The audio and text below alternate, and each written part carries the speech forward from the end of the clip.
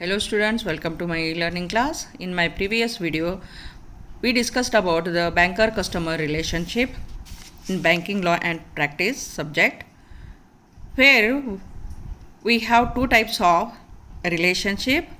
One is general relationship. Under that heading also, we have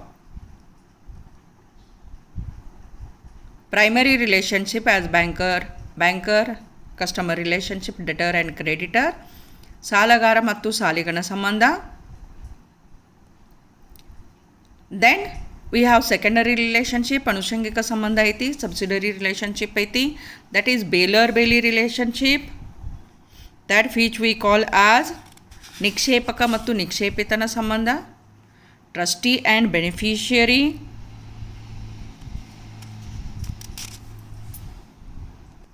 ಧರ್ಮದರ್ಶಿ ಮತ್ತು ಫಲಾನುಭವಿಯ ಸಂಬಂಧ, principal and agent relationship, that is of ಯಜಮಾನ ಮತ್ತು ಕಾರಬಾರಿಯ ಸಂಬಂಧ.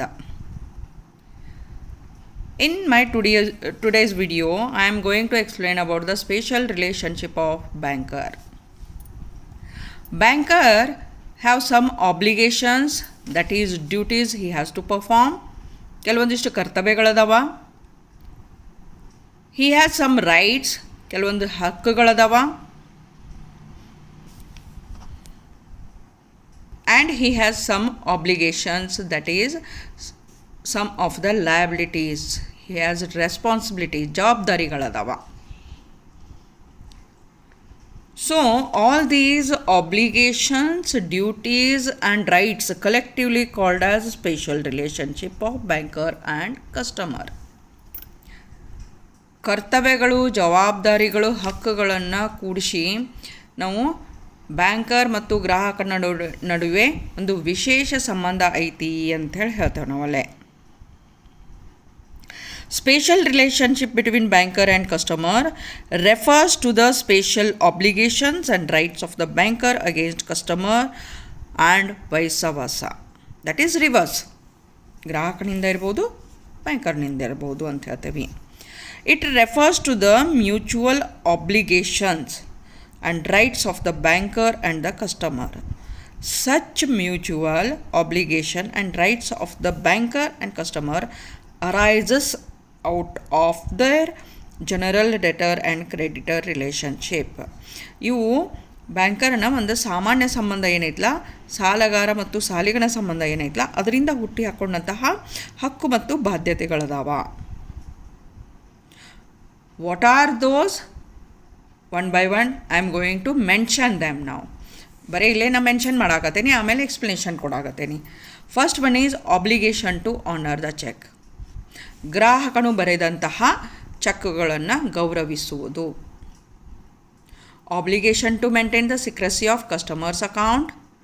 ಗ್ರಾಹಕನ ಖಾತೆಯ ಗೌಪ್ಯತೆಯನ್ನು ಕಾಪಾಡುವುದು. ಇವೆರಡು ಜವಾಬ್ದಾರಿ ಅದಾವೆ. ಬ್ಯಾಂಕರ್ ರೈಟ್ ಆಫ್ ಲೀನ್, ಬ್ಯಾಂಕರ್ನ ಸ್ವಾಧೀನತಾ ಹಕ್ಕು, ಇದು ಹಕ್ಕೈತಿ. Banker's right to set off, ಗ್ರಾಹಕನ ಖಾತೆಗಳನ್ನು ಹೊಂದಾಣಿಸುವ ಹಕ್ಕು. Garnishee order, banker's right of appropriation of payment, ಗ್ರಾಹಕನ ಖಾತೆಯ ಹಣ ವಿನಿಯೋಗದ ಹಕ್ಕು. Banker's right to charge interest, ಬಡ್ಡಿಯನ್ನು ವಿಧಿಸುವ ಅಧಿಕಾರ ಅಥವಾ ಹಕ್ಕು. Banker's right to charge the incidental charges, ಪ್ರಾಸಂಗಿಕ ವೆಚ್ಚ ಶುಲ್ಕ ವಿಧಿಸುವ ಬ್ಯಾಂಕರ್ನ ಹಕ್ಕು. And last one is law of limitation, ಕಾಲಾವಧಿ ಮಿತಿ ಕಾನೂನು ಅಂತೇಳಿ ಹೇಳ್ತೇವೆ ನಾವಲ್ಲಿ. Okay, now we are going to learn one by one the special relationship. The special relationship, first one is of obligation to honor the customer's check.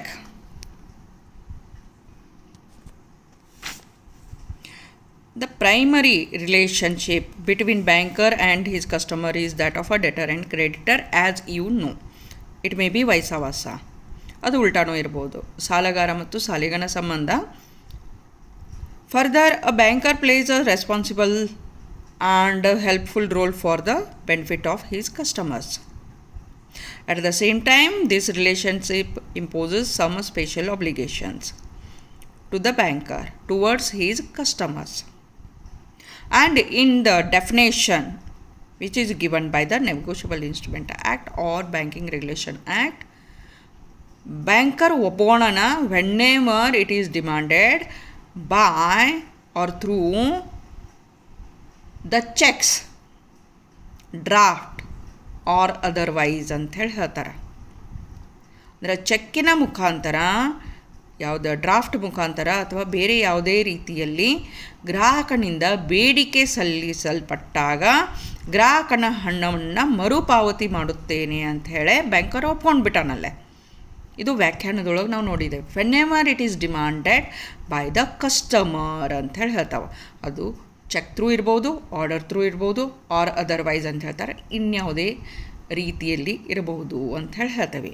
Then banker has obligation to honour the customer's cheque ಅಂಥೇಳಿ ಹೇಳ್ತೇವೆ. ಗ್ರಾಹಕನ ಚೆಕ್ಕನ್ನು ಒಂದು ಗೌರವಿಸುವ ಜವಾಬ್ದಾರಿಯನ್ನು ಹೊಂದ್ಯಾನ ಅಂಥೇಳಿ ಹೇಳ್ತೇವೆ ನಾವಲ್ಲೇ.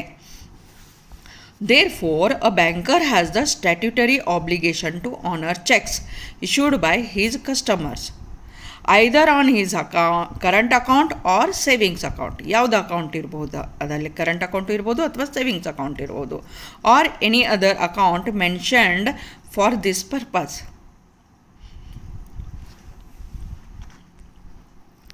Therefore, Negotiable Instrument Act Section 31 says that the drawee of a check having sufficient funds of the drawer in his hands properly applicable to the payment of check and must pay the check when duly required to do so,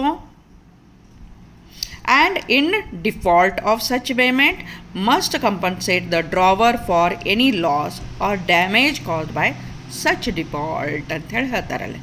that means ಯಾವಾಗ ಗ್ರಾಹಕ ಒಂದು ಚೆಕ್ಕನ್ನು ಬರಿತಾನ, ಯಾವಾಗ ಅವನ ಖಾತೆ ಒಳಗೆ sufficient fund ಐತಿ, ಸಾಕಷ್ಟು ಹಣವಿದ್ದಾಗ,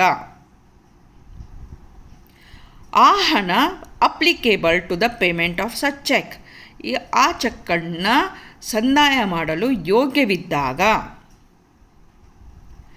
must pay the cheque, compulsory ಚೆಕ್ಕನ್ನು ಅಲ್ಲೇ ಗೌರವಿಸಬೇಕು. When duly required to do so, ಯಾವಾಗ ಅದನ್ನು ಕೇಳ್ಯಾನ ಗ್ರಾಹಕ. And in default of such payment, ಹಣ ಸಂದಾಯಕ್ಕೆ ಏನಾರ ತೊಂದರೆಯನ್ನು ಬ್ಯಾಂಕರ್ ಮಾಡಿದ್ನು ಅಂತಂದ್ರೆ he must compensate the drawer, ಚೆಕ್ಕನ್ನು ಬರೆದಂತಹ ವ್ಯಕ್ತಿ ಅಥವಾ ಗ್ರಾಹಕರಿಗೆ ಪರಿಹಾರವನ್ನು ಕೊಡಬೇಕು. ಅವನಿಗೆ ಆದಂತಹ ನಷ್ಟ ಪರಿಹಾರವನ್ನು ತುಂಬಿಕೊಡಬೇಕು ಅಂಥೇಳಿ ನೆಗೋಷಿಯಬಲ್ ಇನ್ಸ್ಟ್ರೂಮೆಂಟ್ ಆ್ಯಕ್ಟ್ ಹೇಳಕತ್ತದಲ್ಲಿ. Therefore we have 5 conditions to honour the cheque. ಚೆಕ್ಕನ್ನು ಆನರ್ ಮಾಡೋಕ್ಕೆ ಇಲ್ಲಿ 5 ಕಂಡೀಷನ್ಸ್ ಅದಾವ. ಓಕೆ, ಸೊ ಫಸ್ಟ್ ಕಂಡೀಷನ್ ಏನೈತಿ, ಸಫಿಷಿಯೆಂಟ್ ಫಂಡ್ಸ್ ಅಂತೇಳಿ ಹೇಳ್ತೇವೆ. ಗ್ರಾಹಕನ ಖಾತೆಯಲ್ಲಿ ಸಾಕಷ್ಟು ಹಣವಿರಬೇಕು. ಎರಡನೇ ಕಂಡೀಷನ್ನ ಅಪ್ಲಿಕ್ಯಾಬಿಲಿಟಿ ಆಫ್ ಫಂಡ್ಸ್, ಆ ಖಾತೆಯಲ್ಲಿ ಇದ್ದಂಥ ಹಣ ಚೆಕ್ಕನ್ನು ಗೌರವಿಸಲು ಯೋಗ್ಯವಿರಬೇಕು ಅಂತ ಹೇಳ್ತೇವೆ. ಮೂರನೇದು banker duly required to pay, banker compulsory ಹಣವನ್ನು ಕೊಡಬೇಕು ಅಂತ ಹೇಳ್ತೇವೆ. ಚೆಕ್ಕು ಬರವಣಿಗೆ ಅವಶ್ಯಕತೆಗಳನ್ನು ಸಮರ್ಪಕವಾಗಿ ಮಾಡಿರಬೇಕು. Fourth one is presentation of the cheque within the reasonable time, ನಿಗದಿತ ಯೋಗ್ಯ ವೇಳೆಯ ಒಳಗಡೆ ಚೆಕ್ಕನ್ನು ಹಾಜರುಪಡಿಸಿರಬೇಕು ಬ್ಯಾಂಕಿಗೆ. Last one is no legal bar or no attachment or no garnishee order, ಚೆಕ್ಕಿನ ಹಣ ಪಾವತಿ ಮಾಡಲು ಕಾನೂನಿನ ನಿರ್ಬಂಧನೆ ಪ್ರತಿಬಂಧಕಗಳು ಇರಬಾರ್ದು ಅಂತ ಹೇಳ್ತೇವೆ. ಗಾರ್ನಿಷಿ ಆರ್ಡರ್ ಇರಬಾರ್ದು ಅಂಥೇಳಿ ಹೇಳಕತ್ತೇವೆ. ಸೊ ಈ 5 ಕಂಡೀಷನ್ಸ್ ಏನದಾವಲ್ಲ ಅವನೇನೈತಿ ಅಂತಂದರೆ ಈಗ ನಾವು ಡಿಸ್ಕಷನ್ ಮಾಡೋಣ. First is sufficient fund. Then what is sufficient fund? ಸಾಕಷ್ಟು ಹಣವಿರಬೇಕು ಅಂತೇಳಿ ಹೇಳಕತ್ತೇವೆ ನಾವು ಅಲ್ಲಿ. That means the funds to the credit of the customer's account must be equal to the amount of check presented. ಅಂದರೆ ಗ್ರಾಹಕನ ಖಾತೆಯಲ್ಲಿ ಸಾಕಷ್ಟು ಹಣವಿರಬೇಕು. ಎಷ್ಟು ಚೆಕ್ ಬರೋದಾನೆಲ್ಲ minimum balance in addition to the minimum balance, ಅಷ್ಟು ಹಣ ಇರಬೇಕು. So when determining the sufficiency of the fund,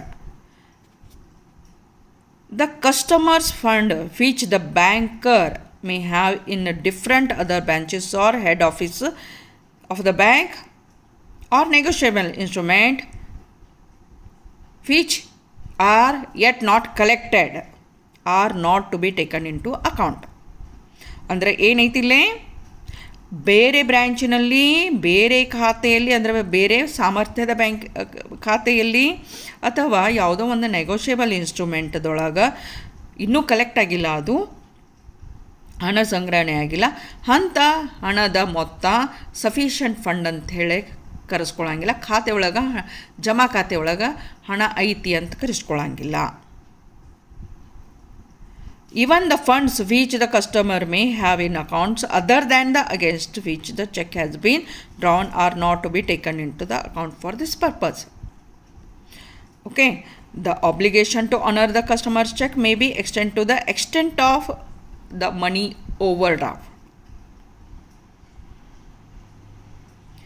money overdrawn, that is OD facility ಕೊಟ್ಟಿರ್ತಾರಲ್ಲ ಅದರೊಳಗೆ ಕೊಟ್ಟಂತಹ ದುಡ್ಡನ್ನು ನಾವು ಸಫಿಷಿಯಂಟ್ ಫಂಡ್ ಒಳಗೆ ತೊಗೊಳಕತ್ತೇವಿ. ಉಳಿದದ್ದು ಯಾವುದು ಅಮೌಂಟ್ ಬರಾಕತ್ತಿಲ್ಲ. ಉಳಿದದ್ದು ಯಾವುದು ಅಂತಂದರೆ ಯಾವ್ಯಾವ ಹೇಳಿದೀವಲ್ಲೇ, the negotiable instrument, the money not collected, the balance in different or other branches or office of the bank and in the account of other capacity. ಆ ದುಡ್ಡು ಬರೋಂಗಿಲ್ಲ ಸಫಿಷಿಯಂಟ್ ಫಂಡ್ ಅಂತ ಅನ್ನಂಗಿಲ್ಲ ನಾವಲ್ಲೇ. ಆದರೆ ಓಡಿ ಫೆಸಿಲಿಟಿ ಕೊಟ್ಟಂತಹ ಹಣವನ್ನು ಸಫಿಷಿಯಂಟ್ ಫಂಡ್ ಒಳಗೆ ತೊಗೊಳ್ತೇವೆ. But customer has to give his express or implied consent for the same. ಅವ ವ್ಯಕ್ತ ಅಥವಾ ಅವ್ಯಕ್ತ ಒಪ್ಪಿಗೆಯನ್ನು ಕೊಟ್ಟಿರಬೇಕು. ಸೆಕೆಂಡ್ ಏನು ಹೇಳ್ತೇವೆ, ಅಪ್ಲಿಕ್ಯಾಬಿಲಿಟಿ ಆಫ್ ದ ಫಂಡ್ಸ್ ಅಂತೇಳಿ ಹೇಳ್ತೇವೆ. ಹಣ ಸಂದಾಯ ಮಾಡಲು ಯೋಗ್ಯ ಇರಬೇಕು ಅಂತ ಹೇಳ್ತೇವೆ.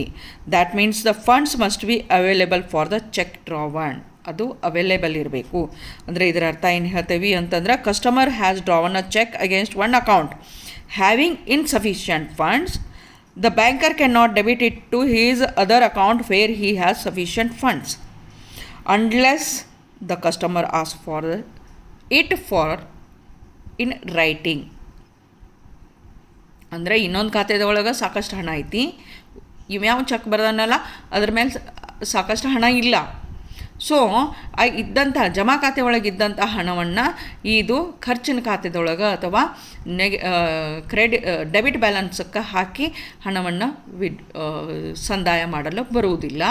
Until the customers give his consent in return. Okay, ಅದನ್ನು ನಾವು ಅಪ್ಲಿಕ್ಯಾಬಿಲಿಟಿ ಆಫ್ ಫಂಡ್ ಅಂತ ಹೇಳ್ತೇವೆ. Next is presentation of the cheque within the reasonable time. That's why he has to pay, duly pay the cheque ಅಂತ ಹೇಳ್ತೇವೆ.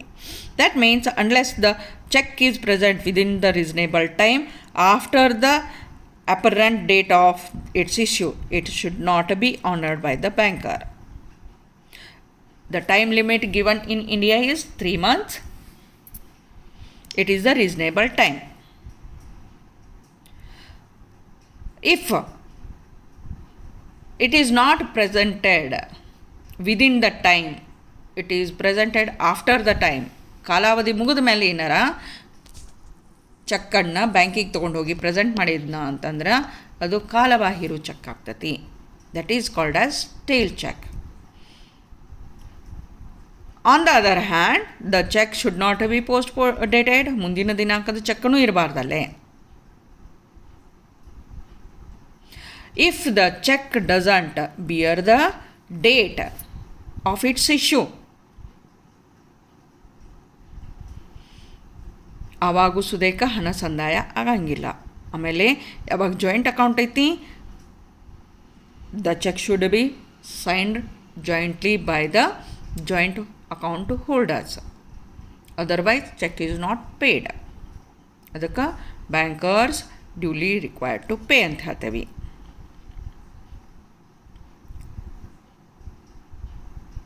So bank presentation of the cheque within the reasonable time ಅಂತ ಹೇಳ್ತೇವೆ. Next point ಏನೈತಿ, bankers duly required to pay. It should be complete in all respect. Cheque ಏನೈತಿ complete ಇರಬೇಕೈತದಲ್ಲೇ. And is presented during banking hours. At the time banker has to pay on it. Complete ಇರಬೇಕಂದ್ರೆ date ಸರಿಯಾಗಿ ಬರೆದಿರಬೇಕು, ಅದರ ಮೇಲೆ ಯಾವ ವ್ಯಕ್ತಿಗೆ ಕೊಡ್ತೇವೆ ಅದನ್ನು ಬರೆದಿರಬೇಕು, ಹಣ ಮೊತ್ತ ಮತ್ತು ಅಕ್ಷರ ಮತ್ತು ನಂಬರ್ಗಳಲ್ಲಿ ಸೇಮ್ ಇರಬೇಕು. ಆಮೇಲೆ signature it should be duly signed, signature ಮಾಡಿರಬೇಕು. ಅದನ್ನು ಕಂಪ್ಲೀಟ್ ಚೆಕ್ ಅಂತ ಹೇಳ್ತೇವೆ ನಾವಲ್ಲೇ. Okay, so banker must be duly required to pay when it is complete in all form ಅಂತ ಹೇಳ್ತೇವೆ. Last is no legal bar. No legal bar, that is no garnishee order should be attached to the account. At that time banker is fully justified in refusing the payment in such a case. ಯಾವಾಗ garnish order attach ಆಗೈತಿ, banker will not pay the amount to his customer. So banker customer relationship ಒಳಗೆ obligation to honor the check ಅಂತೇನು ಹೇಳ್ತೇವೆ. we have 5 conditions, that is first is sufficient funds, next is applicability of fund, third one banker duly required to pay ಅಂತ ಹೇಳ್ತೇವೆ, fourth the presentation of the check within the reasonable time ಅಂತ ಹೇಳ್ತೇವೆ, no legal bar or no garnish order or attachment of the order ಅಂತ ಹೇಳಕತ್ತೇವೆ ನಾವಲ್ಲೇ. So obligation to honour the ಚೆಕ್ಗೆ ಈ conditions fulfil ಆಗಲಿಲ್ಲ ಅಂದರೆ ಏನಾಗತ್ತಾ, ಇಟ್ ಈಸ್ ಡಿಸಾನರ್ಡ್. ಓಕೆ, ಚೆಕ್ಕ ಮನ್ನಣೆಗೆ ಒಳಪಡುವುದಿಲ್ಲ, ಅಗೌರವಕ್ಕೆ ಒಳಪಡ್ತೈತಿ ಅಂತ ಹೇಳ್ತೇವೆ ಈ 5 ಕಂಡೀಷನ್ಸ್ ಇರಲಿಲ್ಲ ಅಂದ್ರೆ. So in my next video I will explain about the dishonour of the cheques and reason for the same. Please like, share and subscribe my channel for the further updates. Please support me for the channel. Thank you.